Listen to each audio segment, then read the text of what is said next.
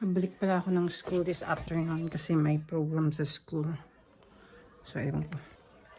So, today, kailangan ko talagang magbihis ng maayos-ayos dahil hindi ito ordinaryong program ng maraming parents ang darating. At saka, parang ano kasi, kailangan nakabihis ako o hindi, ikakahiya ako ng mga bata. Napaga ako ng 5 minutes but I'm here in the car already.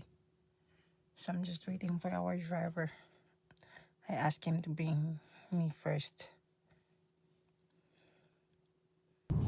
Actually, on the way, hindi ako mapakali. Iniisip ko ba kung okay lang yung ayos ko. Kasi nga, nakakahiya talaga. Pinapagalitan ako ni Austin pagka hindi ako nakaayos or naka-makeup. At saka sakto lang din, pagdating ko is pinapasok na agad kami dito sa may auditorium. At saka nag-start na rin agad yung program nila. Actually, there is titled Beyond Chinese. So, ito yung program this afternoon, kaya invite lahat ng mga parents. So, eto na yung intermission ni Sophie. Si Sophie pala yung naka-long sleeve doon at saka yung matangkad sa second row ng mga nagsasayaw. Actually, kaya ito siya napasali sa sayaw kasi yung after school activities niya is sumali siya sa dancing. Actually, hindi siya sumali. Like, in-enroll namin siya sa dancing. Pinilit lang talaga namin. Like, kami ang desisyon para sa kanya. So, yung dancing club niya, every Wednesday, yun, kaya siya nandun. Kaya sila pagka may mga program, yung dancing club na yun, is at nagsasayaw talaga every program. Kaya, ayan, napipilitan siya magsayaw. Hindi ko lang alam kung minsan kasi, inis na inis talaga siya kung bakit siya isasali. Kasi nga, hindi daw talaga niya hiling magsayaw.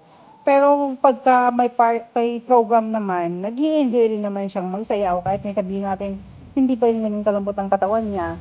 Tapos na ano nga, kasi siyempre sabi ko, dapat sumali siya sa mga ganitong events para gusto niya maging famous di ba? O so dapat pangatawanan niya. At saka, dali talaga, super stiff talaga siya.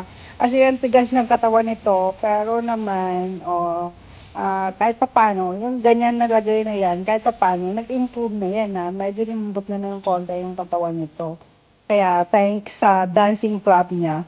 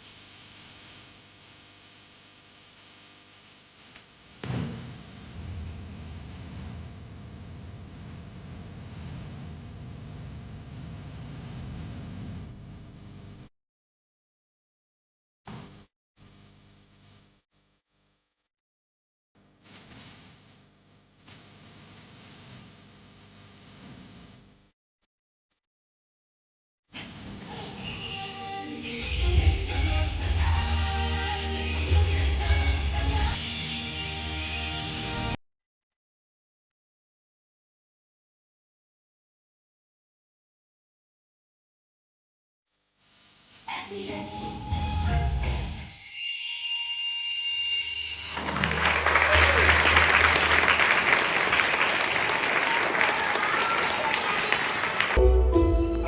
naman na intermission ng grade 1 student. Hindi ko siya kilala pero ang cute-cute niya. Ang galing-galing niya dito sa ano na to oh. Ano bang tawag dito? Ang galing-galing niya. Ang cute-cute niya.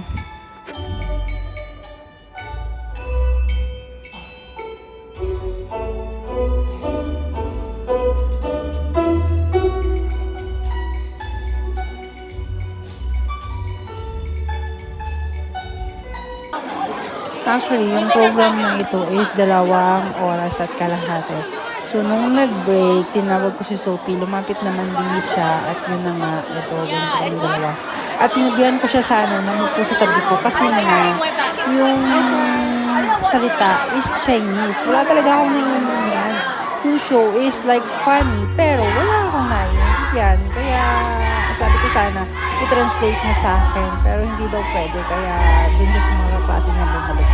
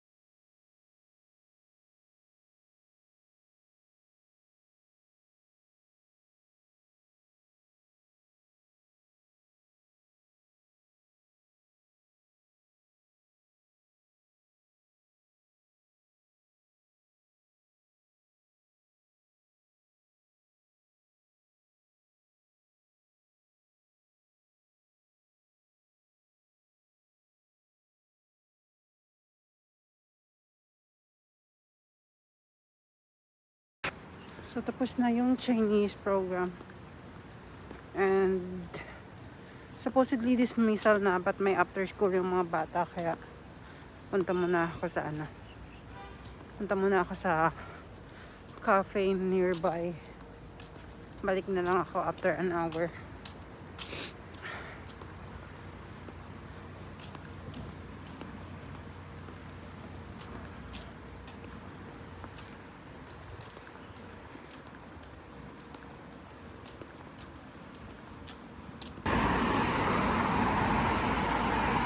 Yung nag-green na ulit yung mga puno.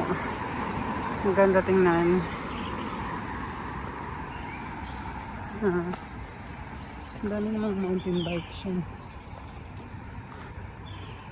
Is that the school? Oh, yeah. This is the school there. Senior high school. So I'm still walking. Going to a cafe. This is still a bit far.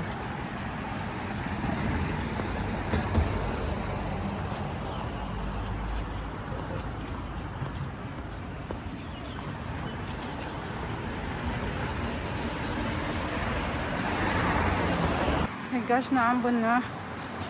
Pupunta pa naman sana ako sa park after bumili ng milk tea. Pero naambon na. Kaya dito na lang ako tatambay instead sa Lawson.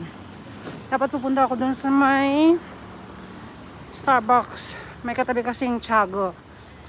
Kaso malayo-layo pa. Maambon na. Dito na lang ako sa Lawson. Dito na lang ako. Hindi ko nabot-awal ko.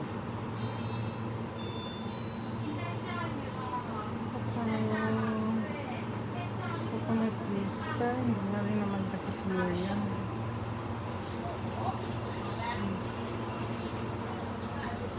We have a variety of snacks. Ayan, cash. Masiraan siya ng Austin. Ito is so cute.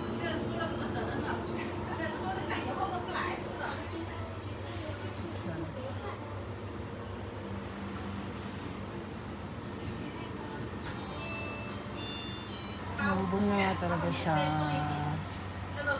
Malambong na talaga sa labas. Dito na lang sa tapos okay lang. Kahit hindi na ito natural. Sino na ako ng buko juice kumare. And ito ko.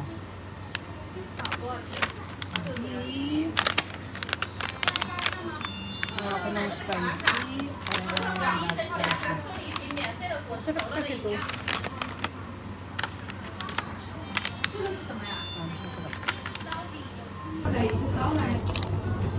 Try ko medyo sweet and spicy. Medyo sweet. Try ko itong isa. Gusto ko yung parang salty. Ito. Itong ko. Beef jerky.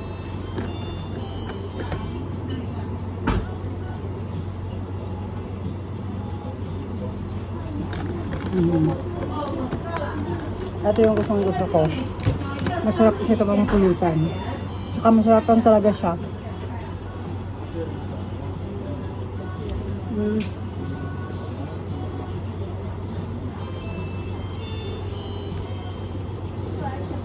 Habang inakain mo siya, gusto mong matawag siya mong nunguya.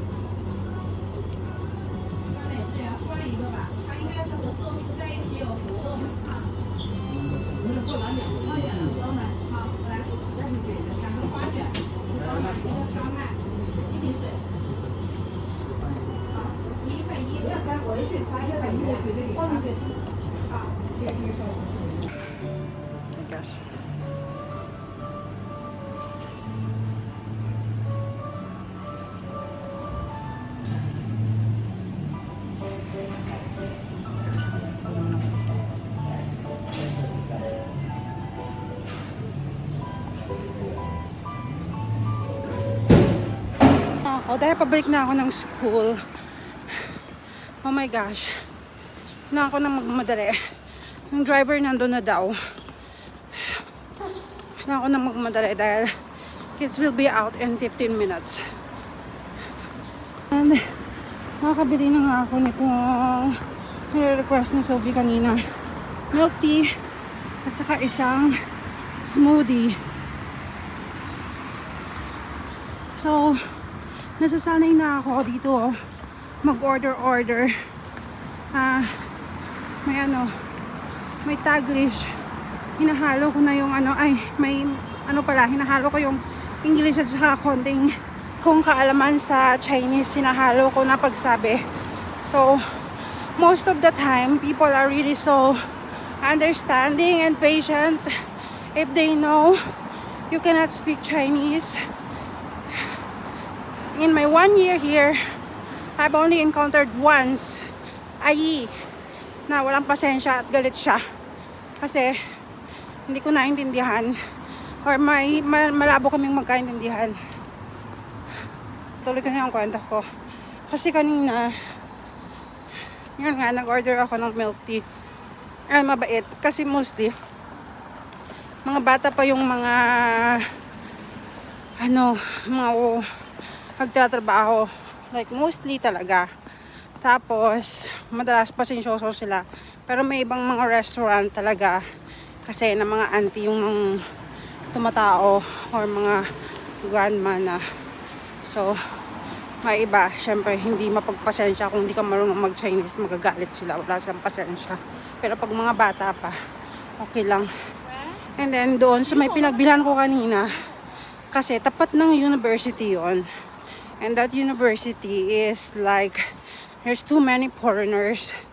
Pero mostly nakikita ko like Arabs. Kasi anong tawag doon? Yung sinusuot ng mga Muslim. Ganon. And black people. I don't know where they're from, pero black people. Yun yung mga nakikita ko madalas doon. And merong mga like maybe Americans, Europeans, pero mas marami yung Indians, black, and Arabs. So malapit-lapit na ako sa school.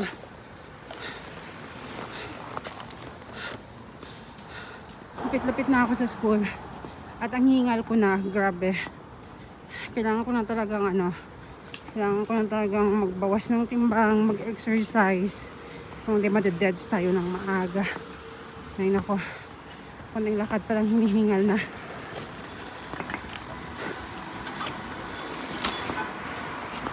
Oh my gosh. But it's near anyway. Or baka malate ako. Oh my gosh. Okay na, malapit na. Gosh, guys. Lakad-takbo na ako. Or hindi din naman ako sa loob. Lakad-takbo na ako kasi feeling ko nag-aantay na talaga sila sa akin. Ay, sila kasi nandito pa. She's still there. But the energy is not finished yet. Say hello, mommy.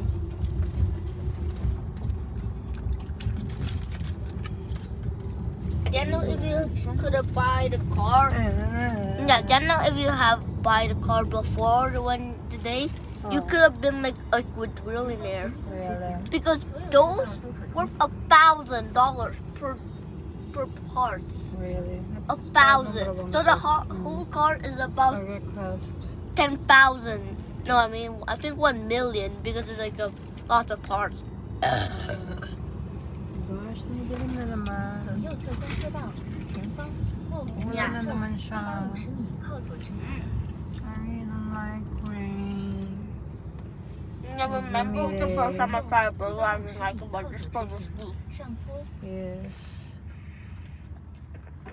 Oh my goodness. Sarap ba? Yeah, you know what's cool? What? That the Top Golf net is bigger than the Top Golf building. That's a place we used to go to. It's a golfing place. But we want Next to to go it, there's there. an amusement park. 请走左侧3车道。 Oh, I remember we 前方 went on 靠 a 左 field 直 trip 行， there. Yeah. And we went there before. 靠左直行， Just 上 that. 坡进入仙女山路。打起精神，1公里 There's 后 also this 下 thing 一个 called 出口，注意别走错。 VVP. 后在 I- 第2个出口 There's this thing 往 called 前方 VVIP, 3环线方向 which is better than VIP. 有限速拍照，限速60。 So yun na nga, nung pagsundo is nagsabi ako sa driver na dumaan na lang kami ng McDo kasi nga para na rin treat sa dalawa. And aside from that, kasi syempre uwian nila is hapon na, like makakarating kami sa bahay 5:30 na, so it's like almost dinner time.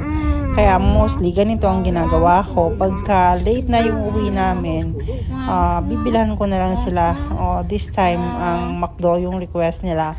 Kaya nang McDo na lang kami. Pero most of the time kasi hindi na ako nagluluto. Kaya nagpa-fast food na lang kami. Or pag uwi, saka na lang kami bumibili ng food dun sa mga street food sa labas.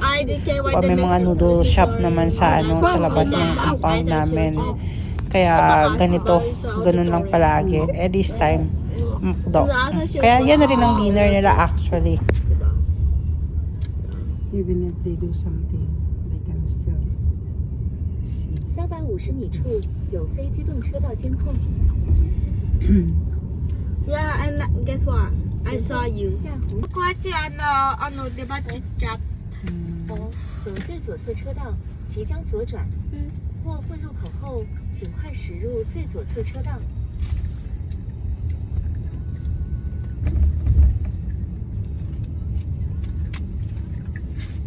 Lost car. 左转进入罗七路。 100. Yeah, we have to wait 100 seconds. Huh? We have to wait 100 seconds earlier. Oh my. Now I'm gonna go insane and break this car and break the other car. Grabe, ang sarap nito pala. This is, mixed berries. Wow. So sarap. Yan. Pahirapan yung pag-order ko nito kanina, pero it's so worth it. Ang sarap. Grabe. Tsaka real fruit siya, real berries siya.